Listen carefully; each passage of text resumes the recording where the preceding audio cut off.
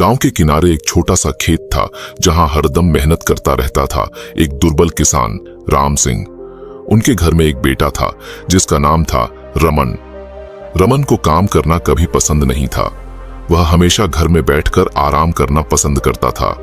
एक सुबह जब राम सिंह अपने खेत में काम कर रहे थे, तभी रमन उठा और धीरे धीरे बाहर आया। वह देखता था कि उसके पिता कितनी मेहनत से काम कर रहे हैं। राम सिंह ने रमन को देखकर कहा, बेटा, आज तुम भी मेरे साथ आकर काम करो। खेतों में बहुत काम है और मेरी मदद की जरूरत है। लेकिन रमन ने कहा, पापा, मुझे थोड़ा और आराम करना है, मैं बाद में आ जाऊंगा।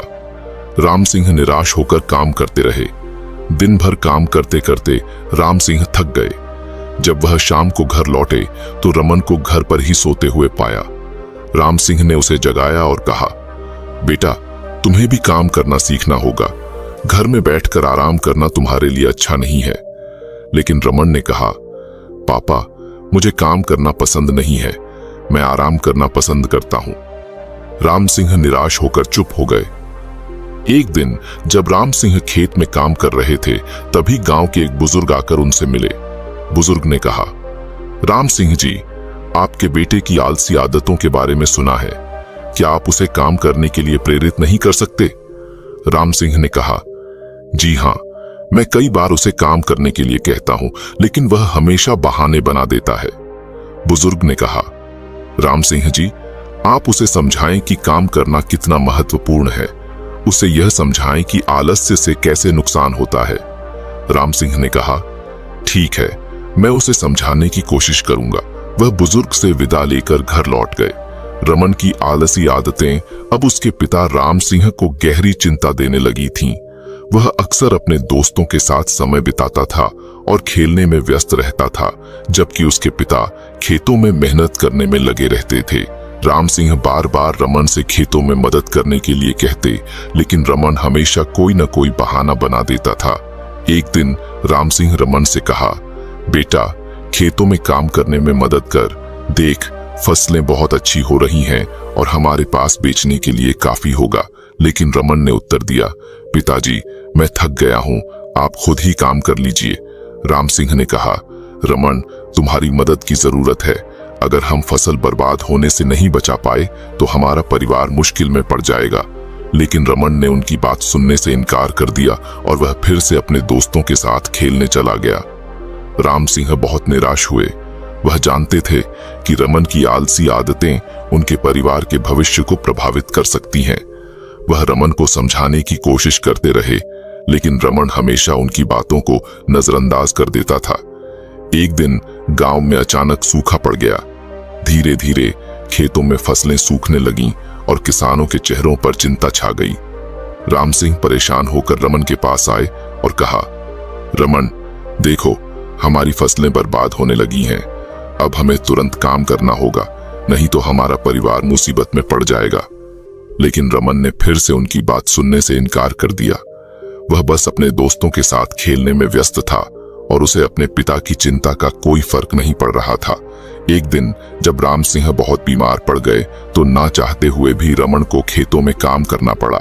वह घबरा गया क्योंकि उसने कभी इतना काम नहीं किया था।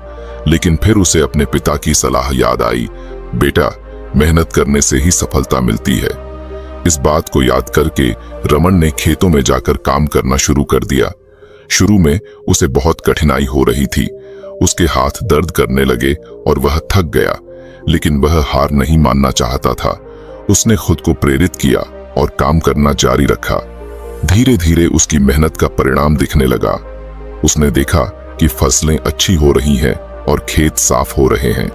एक दिन जब रमन खेत में काम कर रहा था तो उसके पिता राम सिंह बाहर आए। राम सिंह बहुत प्रसन्न थे देखकर कि उनका बेटा मेहनत कर रहा है। उन्होंने रमन से कहा, बेटा, मैं तुम्हारी मेहनत देखकर बहुत खुश हूं। तुमने मेरी बात मानकर काम करना शुरू कर दिया है। मैं जानता हूं कि शुरू में तुम्हें कठिनाई हो रही होगी, लेकिन अब तुम्हारी मेहनत का फल दिखने लगा है। रमन ने अपने पिता की बात सुनकर खुद को बहुत अच्छा महसूस किया।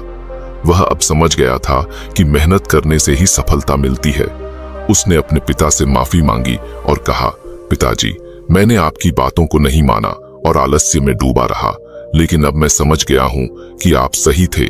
मेहनत करने से ही हम अपने लक्ष्यों को प्राप्त कर सकते हैं। राम सिंह ने रमन को गले लगाया और कहा, बेटा, मैं तुम्हारी इस बदलाव से बहुत खुश हूं। तुमने अपने आलस्य को छोड़कर मेहनत करना शुरू कर दिया है। अब तुम्हारी फसलें अच्छी हो रही हैं और गांव में खुशहाली लौट आई है। मैं जानता हूं कि तुम्हारी यह सफलता तुम्हारी मेहनत का ही परिणाम है। रमन ने अपने पिता की बातों को ध्यान से सुना और उन पर गौर किया। वह अब समझ गया था कि मेहनत के बिना कोई भी सफल नहीं हो सकता। उसने अपने आलस्य को छोड़कर खेतों में काम करना जारी रखा और धीरे धीरे उसके मेहनत का फल दिखने लगा। गांव के लोग भी रमन की मेहनत और उसकी सफलता से प्रभावित हुए। वे उसकी तारीफ करने लगे और कहने लगे, देखो, रमन ने अपनी आदतों को बदल दिया है और अब वह एक सफल किसान बन गया है। उसकी मेहनत का फल उसे मिल रहा है। एक दिन गांव के मुखिया रमन के पास आए और उससे कहा, रमन, तुमने अपने जीवन में बहुत अच्छा बदलाव किया है। तुम्हारी मेहनत और जिम्मेदारी का हम सब गवाह हैं। तुमने हमें यह सिखाया है कि कैसे एक व्यक्ति अपने जीवन में सकारात्मक बदलाव ला सकता है। रमन ने मुखिया के शब्दों पर गौर किया और उनका आभार व्यक्त किया। वह अब समझ गया था कि आलस्य से कितना नुकसान हो सकता है और मेहनत का कितना महत्व है। उसने अपने पिता की बातों को हमेशा याद रखने का संकल्प लिया ताकि वह अपने जीवन में और प्रगति कर सके। इस प्रकार रमन की कहानी एक सफल यात्रा बन गई, जिसमें वह अपने आलस्य को छोड़कर मेहनत करने लगा। यह कहानी हमें यह सिखाती है कि कैसे एक व्यक्ति अपने जीवन में सकारात्मक बदलाव ला सकता है और अपने लक्ष्यों को प्राप्त कर सकता है।